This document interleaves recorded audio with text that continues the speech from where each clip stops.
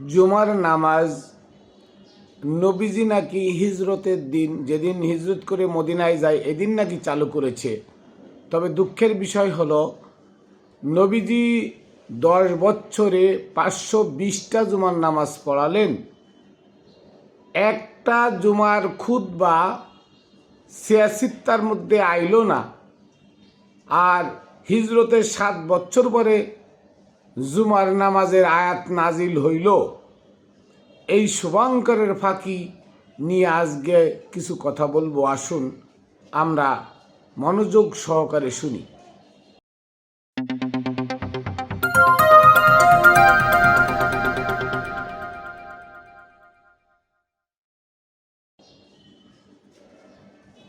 বিসমিল্লাহির রহমানির রহিম, আলহামদুলিল্লাহি রাব্বিল আলামিন, ওয়াসসালাতু ওয়াসসালামু আলা সাইয়্যিদিল মুরসালিন ওয়া আলিহি আজমাইন। প্রিয় বন্ধুরা, দেশে দূরে যারা যেখানে আছেন, সকল মানব জাতির কল্যাণে, সকল মানব জাতির পদচরণে আমার খাতুনে জান্নাত টিভি ইউটিউব চ্যানেল ও ফেসবুক পেজের পক্ষ থেকে শুভেচ্ছা অভিনন্দন। সর্বপ্রথম আমি আমার সালাম ও কদমবুসি প্রেরণ করব আমার প্রিয় নবী আকায়ে নামদার তাজদারে মদিনা মোহাম্মদ মুস্তফা আহমদ মুস্তফা নূরে মুজাসসাম নবীজি সাল্লাল্লাহু আলাইহি ওয়াসাল্লামের পাক দরবারে, তার পবিত্র আহলে বায়াত গণের পাক দরবারে, সমস্ত অলিয়া গাউস কুতুব মনি ঋষি গুরু সন্ন্যাসী যারা আছেন তাদের পাক দরবারে, যারা জীবিত আছেন তাদের পাক চরণে, বাবা শাহ আলী বগদাদী রহমতুল্লাহ আলাই ওনার পাক দরবারে, আমার দাদাগুরু হজরত বাবা মোতালেব শাহ রহমতুল্লাহ আলাই তার পাক দরবারে, এবং আমার গুরু হজরত বাবা মানিক চাঁদ শাহ মাদ্দাজিল্লুহুল আলিয়া আমার দয়ালের পাক চরণে। বন্ধুরা, আজকে আমি আলোচনা করব যে আমার নবী 5 ওয়াক্ত নামাজ পড়েছে, নবী রোজা রেখেছে, নবী হজ করেছে, কুরবানি করেছে, নবী জুমার নামাজও পড়েছেন। এই প্রসঙ্গে আমি আজকে কথা বলবো জুমার নামাজটা নিয়ে। বিশেষ করে আমার খুবই কষ্ট হয় তখনই যখন দেখি বড় বড় তরিকতের নাম বেছে খাওয়া গদিনিসীন পীরেরা ভক্তদেরকে নিয়ে ওমরের বানানো মসজিদে আল্লাহ খুঁজতে যায়, জুমার নামাজ পড়তে যায়, তখন আমার অন্তরে রক্তক্ষরণ হয়। কেন হয়? কারণ যে পীর নিজেকে মসজিদ মনে করতে পারে নাই, যে পীর নিজেকে নিজে খোদার আসনে বসাতে পারে নাই, যে পীর তার ভক্তদেরকে পার করে নিতে পারে নাই, ইমামের পিছনে আল্লাহ খুঁজতে যায়, সেই পীরের কাছে গিয়ে আপনারা কেন মরেন? আমার রক্তক্ষরণ হয় অন্তরে, দুঃখে। আল্লাহ বলেছে নিত্তাবি সাবিলা মান আনাবা ইলাইয়া, ওই সমস্ত মানুষের আনুগত্য করো যারা আমার নিকট ধাবিত, আমাকে পেয়ে গেছে। যারা আল্লাহকে পেয়ে গেছে তারা মসজিদে যায় না, ওমরের বানানো মসজিদে যায় না। যারা আল্লাহকে পেয়ে গেছে তারা জুমার নামাজ ওই বলৎকারের পিছনে পড়ে না। যারা আল্লাহকে পেয়ে গেছে, যিনি পীর দাবি করে গেছেন উনি মসজিদ, ওনার মসজিদে যে সিজদা দিবে তার মুক্তাদিরা, তার গুরু ভক্তেরা, সেই হলো পীর। আর আজকে আমাদের বাংলাদেশে আটটুসি, সুরেশ্বর, দেওয়ানবাগ, ভান্ডার শরীফ, কুতুববাগ, এনায়েতপুরি, শম্ভুগঞ্জ, আজকে এই বড় বড় দরবারের গদিনিসীন পীরেরা আজান দিলে মসজিদে 60 টাকার কামলার পিছনে আল্লাহ খুঁজতে যায় ভক্তদেরকে নিয়ে। দেখলে আমার অন্তরে রক্তক্ষরণ হয়। কোথায় পেলে মসজিদে গিয়ে আল্লাহ খোঁজে পীররা? আমার জীবনে আমি দেখি নাই। পীর তো সেই হয় যে আল্লাহর আসনে বসে। আল্লাহ একটা পাওয়ার, এই পাওয়ারটা যে পীরের মধ্যে জাগ্রত হয়, ওই পীরই তো আল্লাহ হয়ে যায়। মাইয়ুতির রাসূল ফাকাদ আতা আল্লাহ, আল্লাহই তো বলে দিয়েছিলেন সূরা নিসার ৮০ নম্বর আয়াতে, যারা রসুলের আনুগত্য করবে তাদের আর আল্লাহর আনুগত্য লাগে না, আল্লাহর আনুগত্য অটো হয়ে যায়। তা যে পীর আল্লাহর আনুগত্য করার জন্য মসজিদে যায় সে পীর নয়, সে জালেম, সে ভণ্ড। আজকে দুঃখ হয়, আজকে আমার দুঃখ লাগে যে আমার নবীকে বানানো হয়েছে নামাজি। জুমার নামাজ নাকি আমার নবী আবিষ্কার করেছেন। আসুন আমি আপনাদের সামনে দলিল প্রমাণ দিই যে দেখেন, নবী হিজরত করে মদিনায় গিয়ে কাবা নামক স্থানে, কুবা নামক স্থানে উঠলেন। ওইখানে যখন যান, বাংলাদেশ, ভারত, পাকিস্তানের সমস্ত ইতিহাস ইসলামী ফাউন্ডেশনের কর্তৃক অনুমোদিত। ইসলামী ফাউন্ডেশনের অনুমোদিত ইতিহাস ছাড়া এই 3 দেশে কোনো বই পড়ানো হয় না, সত্য ইতিহাস পড়ানো হয় না। তাদের এই আজগবি শরীফ, কল্পনা শরীফ, এজমা, কেসপে, কাউসুল যা আছে, যত ইতিহাসের বই আছে, সব ইতিহাসের বইতে এক বাক্যে লেখা আছে, আমার নবী যেদিন হিজরত করলেন, হিজরত করে কুবা নামক স্থানে মদিনার পৌঁছালেন, তখন জোহরের রক্ত হইল। তখন নবী 12 জন আনসার মুহাজিরদেরকে নিয়ে, 12 জন লোকদেরকে নিয়ে নবী জুমার নামাজ পড়লেন, নবী খুতবা দিলেন। বেশ ভালো কথা। জুমা তো ফরজ, আপনারা ডিক্লার দিচ্ছেন জুমা ফরজ। তাহলে জুমার নামাজ যদি নবী পড়বেন, তাহলে আল্লাহর অনুমতি কই? আল্লাহর অনুমতি সাপেক্ষে তো জুমার নামাজ পড়বেন। আল্লাহর অনুমতিটা কই? সূরা জুমা নাজিল হইল হিজরত করার 7 বছর পরে। সূরা জুমার 9 নম্বর আয়াত নাজিল হইল, ইয়া আইয়ুহাল্লাযীনা আমানু ইযা নুদিয়া লিস-সালাতি মিন ইয়াউমিল জুমআ ফাসআউ ইলা যিকরিল্লাহি ওয়া যারুল বাই। এটা কবে নাজিল হইল? 7 বছর পরে। সেদিন ছিল কবে জানেন? সেই দিনটা ছিল মক্কা বিজয়ের দিন। দেখেন আজকে মুফাসসিররা, সব মুফাসসিররা একই কথা লিখেছে, সূরা জুমা নাজিল হয়েছে হিজরতের 7 বছর পরে। যেদিন মক্কা বিজয় হয় ওই দিন সূরা জুমা নাজিল হয়। অতএব সেই সূরা জুমাই জুমার নামাজ ফরজ হয়। আসলে তো জুমার নামাজ নয়, ওদিন মক্কাবাসীকে ডাকা হয়েছিল একত্রিত হওয়ার জন্য, নবী কিছু আদেশ দিবেন মক্কা বিজয়ের দিন, তাই সূরা জুমা নাজিল হয়। অথচ সেটাতে জুমার নামাজ বানাইলো ওমরে, নাম দিল আমার নবীর। বুঝলাম নবী জুমার নামাজ বানালেন, আল্লাহর হুকুম ছাড়া জুমার নামাজ বানালেন কি করে? যদি মক্কা থেকে হিজরত করে মদিনায় যায় জুমার নামাজ পড়ে থাকেন, তাহলে মক্কার ইতিহাসে সব ইতিহাস আপনারা লিখছেন হাদিসের মধ্যে। মক্কা থেকে কি করেছেন, মা আমেনা বিয়ের আগে কি করেছেন, বাবা আব্দুল্লাহ বিয়ের আগে কি করেছেন, সব আপনাদের হাদিস শরীফের মধ্যে অ্যাভেলেবেল আছে। তাহলে ইতিহাসের মধ্যে অ্যাভেলেবেল আছে। তাহলে মক্কায় থাকতে তাহলে বোঝা গেল নামাজ ফরজ ছিল। তাহলে মক্কায় কেন নবী জুমার নামাজ পড়লেন না? মক্কায় কেন 1 ওয়াক্ত নামাজ পড়েন নাই? মক্কায় কেন রোজা থাকেন নাই? মক্কায় থাকতে কেন নবী হজ করেন নাই? মক্কায় থাকতে কেন কুরবানি করেন নাই বলেন? নবীকে হিজরতের দিন আপনারা জুমার নামাজ পড়ালেন, অথচ তার 7 বছর পরে জুমার আয়াত নাজিল হলো। আয়াত নাজিল হলে ফরজ হয়, আয়াত নাজিলের আগে ফরজ জুমা হলো কি করে বলেন? শুভঙ্করের ফাঁকি মানুষকে আর কতকাল দিবেন? আমার দুঃখ হয়, একজন পীর সাহেব যদি সত্য কথা বলতো, মঞ্চে দাঁড়ায় এই জুমার নামাজ ওমরের বানানো, আবু বকর উসমানের বানানো আমরা মানি না, আমি অন্তরে আত্মায় তৃপ্তি পেতাম। কিন্তু দুঃখের বিষয় তারা এটা বলে না। কেন বলে না? বর্তমান যে পীর সাহেব আছে, যে কটা খানকার নাম বললাম, এই খানকার যে পীর সাহেবগুলো আছে, এর একটাও পীর না, সব কটা জালেম। একটাও পীর না। ইনকাম করে গেছে বাবা, আর ভোগ করতেছে সন্তান। তারা গদিনিসীন হয়ে বাপের ইনকাম ভোগ করতেছে, বাপের দেওয়া, বাপের কামানো আধ্যাত্মবাদের নাম বিক্রি করে খাচ্ছে। এরা একটাও পীর না। এদের পিছনে যেগুলো ঘুরে ওরাও অন্ধ, আর আপনারা যারা ঘুরেন তারাও অন্ধ। অন্ধর হাত ধরলে অন্ধ কুয়ায় যে পড়তে হবে, দুইজনে একসাথে কুয়ায় পড়ে মরবেন, বাঁচার কোনো পথ নাই। আর এই পীরেরাই 10 টাকার কামলার পিছনে জুমার নামাজ মসজিদে গিয়ে পড়ে, ওক্তীয় নামাজ 5 ওয়াক্ত মসজিদে গিয়ে পড়ে। আফসোস, ভান্ডার শরীফ আহমদুল্লাহ মাঝভান্ডারী কি জুমার নামাজ পড়েছিল কোনোদিন?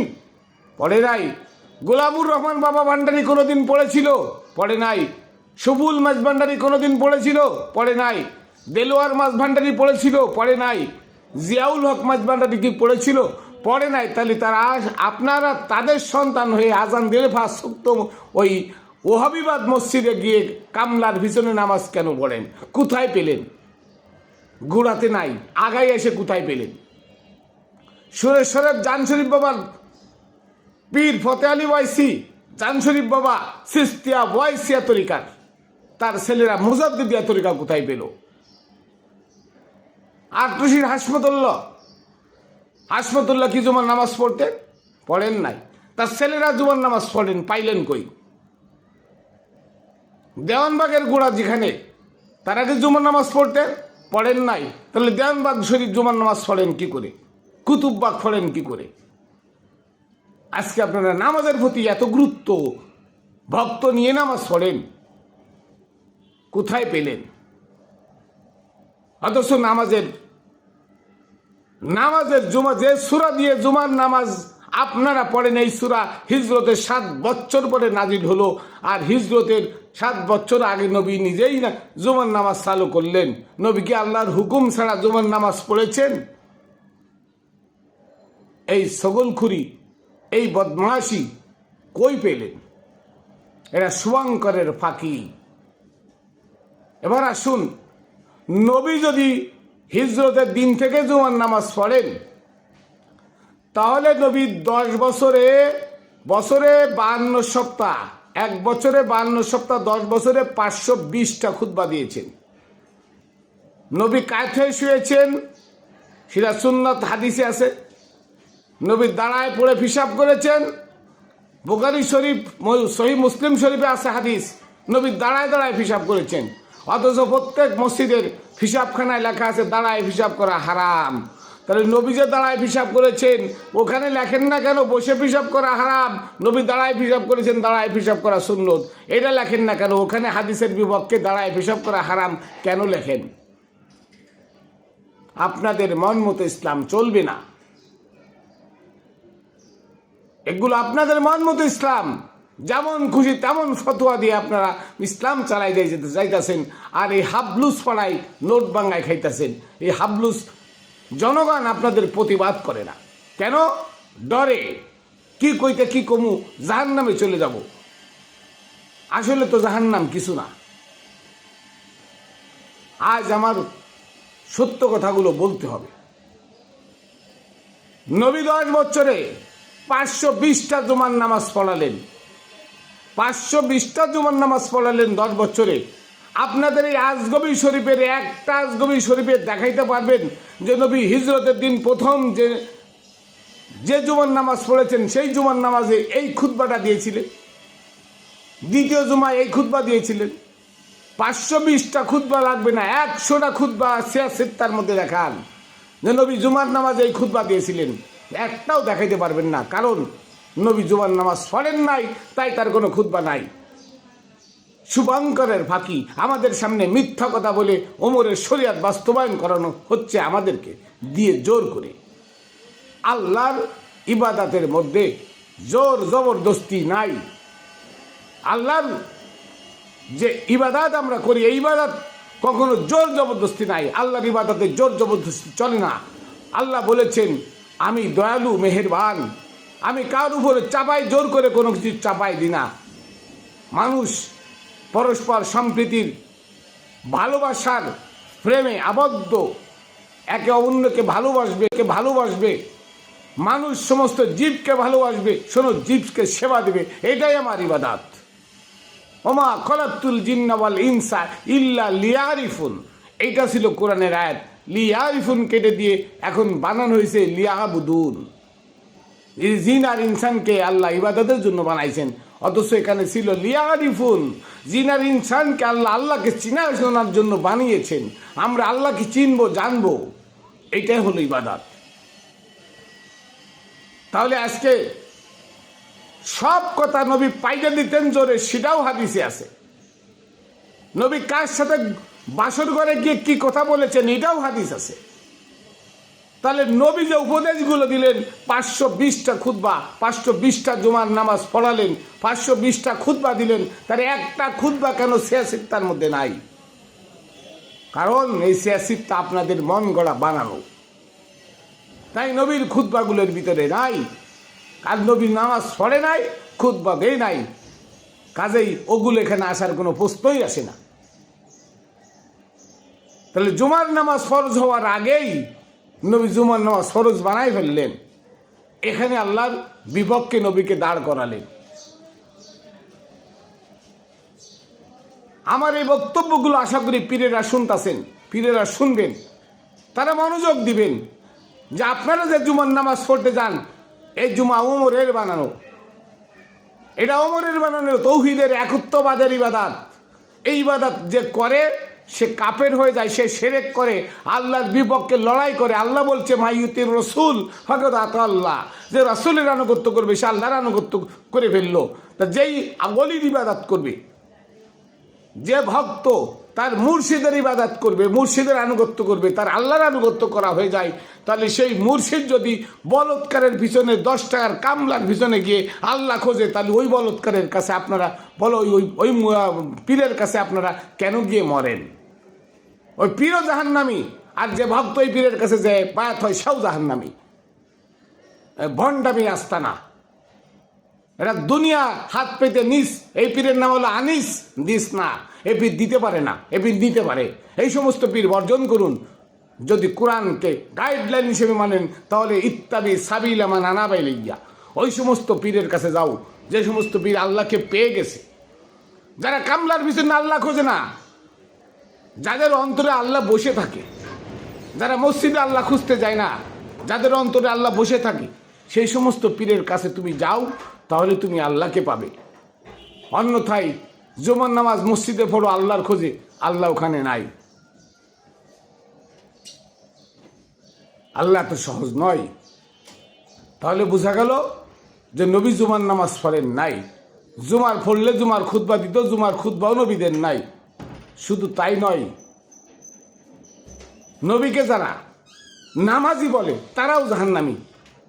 কারণ নবী আর আল্লাহ এক আসনে দুইজন বসা। এই জন্য আল্লাহ বলেছে রাসূলের আনুগত্য করলে আমি আল্লাহর আনুগত্য হয়ে যাই, রাসূলকে ভালোবাসলে আমাকে ভালোবাসা হয়ে যায়। তাহলে রাসূল আর আল্লাহ পার্থক্য নয়। সূরা নিসার 150-151 নম্বর আয়াতে এই কথা বলা হয়েছে। যারা আল্লাহ এবং আল্লাহ রসুলের মধ্যে পার্থক্য সৃষ্টি করতে চায় তারা একটা কাফের। কেন? সত্যটা এখানে নিহিত। অথচ আজকে সেই কোরআন বাদ দিয়ে আজগবি শরীফ নিয়ে আজকে আমরা রসুলকে নামাজি বানাইছি, রসুলকে রোজাদার বানাইছি, রসুলকে হজ বানাইছি, হাজি বানাইছি। রসুল যখন হজ করেছিল তখন হিন্দু, বৌদ্ধ, মুসলমান, ইহুদি, নাসারা, খ্রিস্টান সবাই হজ করেছিল একসাথে একত্রিত হয়ে। আজকে কেন হিন্দু, বৌদ্ধ, ইহুদি, খ্রিস্টান, নাসারারা হজে যেতে পারে না? আজকে কেন মুসলমানদের হজ হলো, তাদেরকে নিষেধ করা হলো? এটা ওমরের কারসাজি, কোরআন বিরোধী। হজ নিয়ে আলোচনা আবার করব ইনশাল্লাহ। তো যাই হোক, আমরা সত্যকে অনুধাবনের জন্য কোরআনকে আঁকড়ে ধরি, কোরআনের বিকল্প নাই। আর যে ইতিহাসগুলো আমাদের দেশে আসতে দেয় না, ওই ইসলামী ফাউন্ডেশন, এবারও দেখেছেন আপনারা যে সৌদি আরব ইরানকে সহযোগিতা না করে, ফিলিস্তিনিকে সহযোগিতা না করে ইসরায়েল আর আমেরিকার জন্য উঠে পড়ে লেগে ইসরায়েলকে, আমেরিকাকে উস্কানি দিয়ে ইরানের ঘরে আক্রমণ করাইছে, ফিলিস্তিনের ঘরে আক্রমণ করাইলো কেরা? এই সৌদি আরব। তাহলে সেই সৌদিতে ইসলাম নাই, সৌদিতে আছে ওহাবিবাদ, এজিদিবাদ, ইবনে তাইমিয়ার মতবাদ। যে ইবনে তাইমিয়া নবীকে লুচ্চা বলে সম্বোধন করেছে তার আল মাকতুবাতের মধ্যে, লুচ্চা বলেছে, লুচ্চা। এই আল মাকতুবাত কিতাব ইবনে তাইমিয়ার, যেটা মুজাদ্দেদ আল ফিসানি বাংলা করেছে, ভারতবর্ষে উর্দুতে করেছে। আপনারা অবাক হবেন। কিছু কিছু তরিকা আবু বকরকে নিয়ে মিশাইছে, সালমান ফার্সি হয়ে আবু বকর, অথচ আবু বকরের কাছে সালমান ফার্সি জিন্দেগিতে বায়াত গ্রহণ করে নাই। সালমান ফার্সি আফ্রিকা চলে গেছিল, সে মাওলা আলীর কাছে বায়াত গ্রহণ করে ওমরের মায়ের খেয়ে সে আফ্রিকা চলে গেছিল। অথচ সালমান ফার্সি আবু বকরের কাছে মুজাদ্দিদিয়া নকশবন্দিয়া তরিকা আলারা আবু বকরের কাছে বায়াত গ্রহণ করায় তাদের নাকি আবু বকরের তারা নবীকে পেয়েছে। নাউজুবিল্লাহি মিন জালিক। এই সমস্ত তরিকা লাথি মারেন, এর ভিতরে আল্লাহ রাসূল নাই, দুনিয়া আছে, এরা দুনিয়ার লুবি। যাই হোক, আমি আমার কথা আপনাদেরকে বোঝাতে পেরেছি। নবী জুমার নামাজ আবিষ্কার করেন নাই, আল্লাহর হুকুমও না, জুমার নামাজ আবিষ্কারও করেন নাই। আর সূরা জুমা নাজিল হয়েছে মক্কা বিজয়ের দিন, যদিও মাদানী সূরা বেশি অধিকাংশ নাজিল হয়েছে মদিনাতে, একটা আয়াত নাজিল হয়েছে মক্কা বিজয়ের দিন, 9 নম্বর আয়াত। এই আয়াত দিয়ে জুমার নামাজ ফরজ হয় না। যাই হোক, নামাজ ফরজ হলে নবী নিজে নামাজ পড়তেন, নবীজির 520টা খুতবার অন্তত 100 খুতবা 86 তার মধ্যে থাকতো, একটাও নাই। তার মানে নবী নামাজ পড়েন নাই। এখানেই প্রমাণ, মিথ্যাবাদীর প্রমাণ এখানেই। এরা যে মিথ্যাচার করেছে তার প্রমাণ এখানে। নবী পাইতে দিছে, বক্কায় পাইতে দিছে, সেটাও হাদিসের মধ্যে আছে। নবী একদিন রুটি 2টা বেশি খাইছে, ওটাও হাদিসে আছে। নবী মধু খাইতে চাই নাই, হাফসা আয়েশা জোর করে মধু খাওয়াইছে, এটাও হাদিস আছে। তাহলে নবী যে খুতবাগুলো দিল জুমার নামাজে, 520টা খুতবা, একটা খুতবা হাদিসে আইলো না, তার মানে কি?